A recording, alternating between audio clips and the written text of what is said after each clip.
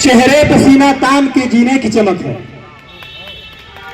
पुरखों से विरासत में हमें कुछ न मिला है, पुरखों से विरासत में हमें कुछ न मिला है, जो दिख रहा है खून पसीने की कमक। तो ऐसे व्यक्तित्व के धनी हमारे बीच उपस्थित जन समर्पण पार्टी के राष्ट्रीय अध्यक्ष श्री अभिषेक चंद जी, हम बहुत हर्ष के साथ, बहुत आदर के साथ आपको आमंत्रित कर रहे हैं इस अवसर पर आए और हमारे डाक परिवार को अपने उद्बोधन से अनुग्रहित करें, संबोधित। बहुत बहुत आपका धन्यवाद।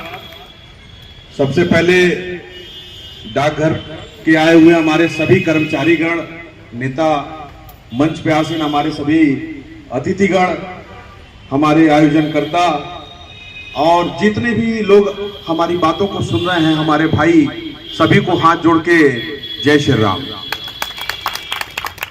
डाकघर के कर्मचारी और संगठन की बात चल रही है तो मैं कुछ दो शब्द बोलना चाहता हूं कि बादलों की चोट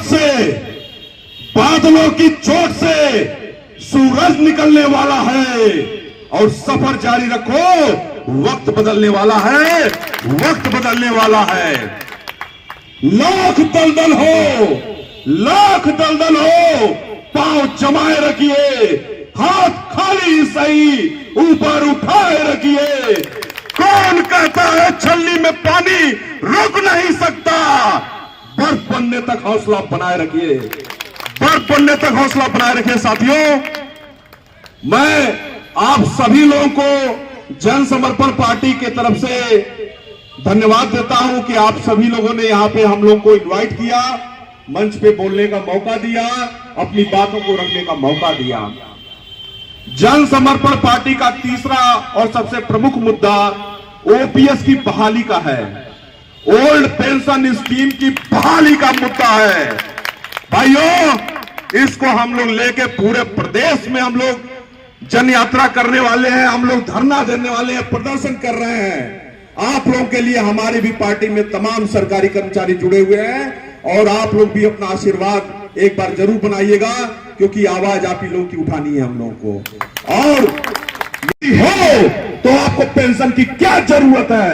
अगर हमारे सरकारी कर्मचारियों को पेंशन नहीं मिल रहा है तो आपको भी नहीं मिलना चाहिए। लेकिन ये संसद में, विधानसभा में बैठ के उनकी बात करने वाला कोई अगर नहीं है भाइयों, ये अपना पेंशन नहीं रोकते हैं, लेकिन सरकारी कर्मचारियों को इनसिक्योर किए हैं। क्या आप लोगों की फैमिली नहीं है? क्या हमारे भाइयों की फैमिली नहीं है? क्या इनको पेंशन नहीं मिलना चाहिए? 60 साल सेवा देने, देश और समाज को सेवा देने के बाद जब ये कर्मचारी रिटायर होकर घर जाता है तो सोचता है कि पेंशन मिलेगा, उसी पेंशन के सहारे हमारा सारी जिंदगी हमारी कट जाएगी और जो हमने देश और समाज को जो सेवा दी है उसके लिए सरकार हमको इनाम देगी।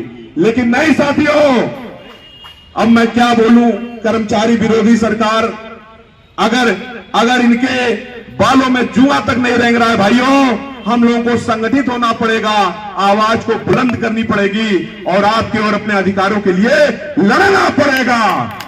यहां पे हमारे तमाम मंच पे हमारे वरिष्ठ सभी डाक के कर्मचारी उपस्थित हैं। मैं आप सभी लोगों से बोलूंगा कि जहां भी, जब भी आप लोगों को आवश्यकता पड़ेगी, जन समर्पण पार्टी का एक एक कार्यकर्ता हमारे सरकारी कर्मचारियों के ओपीएस बहाली की मांग के लिए, उनके जीवन को सुधारने के लिए, उनके हक और अधिकार की लड़ाई लड़ने के लिए हमेशा उपस्थित रहेगा।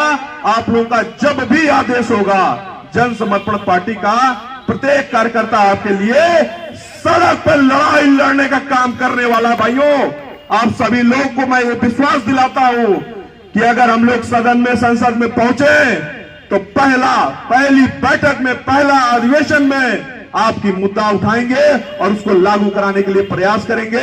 2027 में फिर से सरकार बनने वाली है, फिर से सरकार बनने वाली है। मैं यही निवेदन करूंगा कि चाहे आप किसी को भी चुने, लेकिन जो ओपीएस की बहाली के लिए आवाज उठा रहा है, ओपीएस की बहाली के लिए सड़कों पर लड़ाई लड़ रहा है, एक कर्मचारी की बात कर रहा है, कर्मचारी के हक और अधिकार के लिए लड़ रहा है, उसको आप लोग उठाने का काम करिए, आगे बढ़ाने का काम करिए, क्योंकि वो कल आपके अधिकारों के लिए लड़ेगा संसद में। मैं इन्हीं शब्दों के साथ अपनी वाणी को विराम देता हूं। भेजना, मैंने कहा सर मेरा अनुरोध तो यही है।